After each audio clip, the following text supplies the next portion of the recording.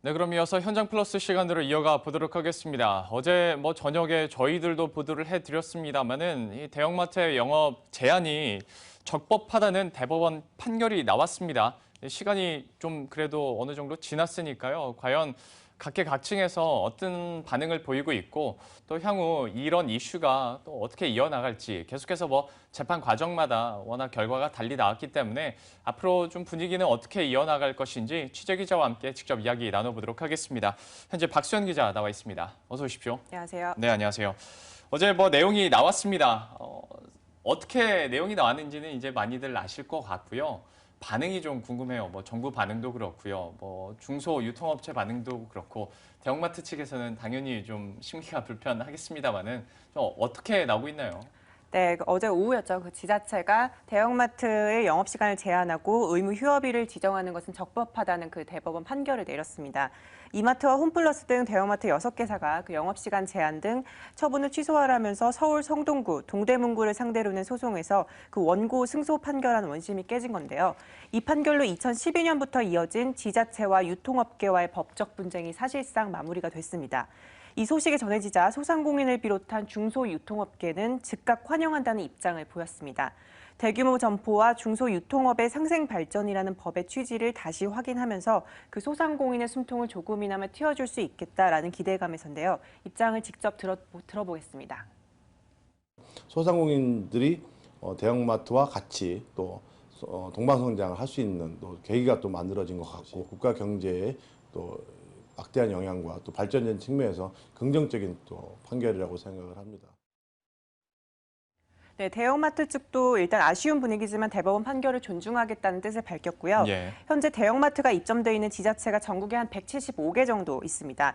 영업규제 관련 조례가 지정된 곳이 171개인데요. 정부 역시 이번 대법원 판결을 근거로 해서 그 171곳을 제외한 나머지 4곳 역시 영업시간을 제한할 수 있는 조례를 제정하도록 권고할 방침입니다. 전반적으로 이렇게 분위기는 나오고 있습니다만은 지금까지도 앞서서도 잠깐 우리가 그래픽으로 보긴 했습니다만은 적법하다, 위법하다, 1심, 2심 계속 좀 달라지는 모습이었습니다. 아무래도 중점적인 것이 시장 논리를 존중해 주느냐 아니면 상생 존중을 해 주느냐였을 것 같은데 자세하게 이 각자의 입장을 좀 정리를 해 주시겠어요? 네, 2012년부터 이제 4년째 입장이 팽팽하게 맞서 왔는데요.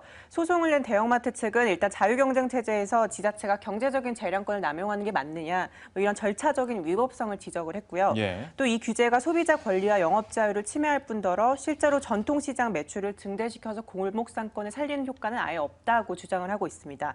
반면 지자체와 중소유통업계 측은 공익적인 측면을 강조를 했는데요. 실제 매출 등 가시적인 효과가 크지 않더라도 일단 최소한의 안정장치는 필요하다는 겁니다.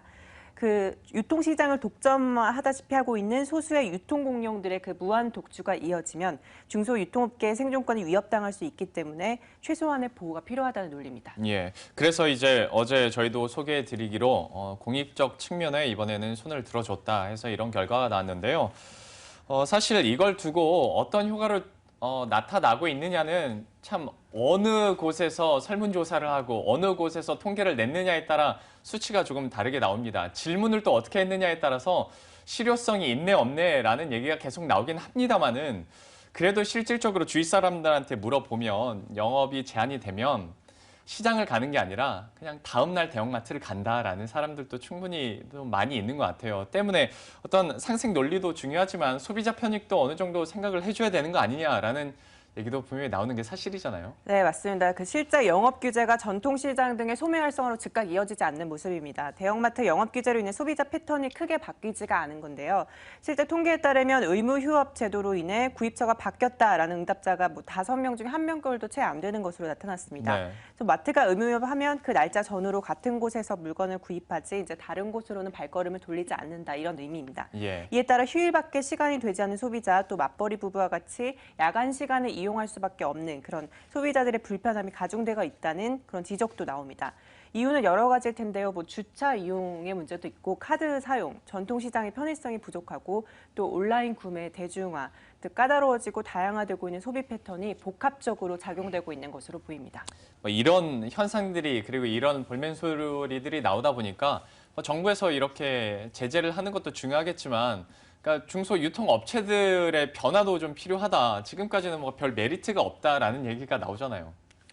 네, 규제만 강화한다고 해서 시장이 원활하게 돌아가지 않는다는 것이 업계 중론입니다. 예. 즉 대형마트와 전통시장 경쟁 논리로 가기보다는 좀 따로 떼어놓고 독립적으로 상생할 수 있는 자생력을 키워나가야 된다. 이런 게 중요하다는 의미인데요. 현재 전통시장 뭐 접근성 떨어지고 주차 구매 방법 등 이용 편의성도 낙후되어 있는 실정이죠. 소비자들을 유인할 만한 마땅한 메리트가 없는 겁니다. 전문가 의견 들어보시죠. 네.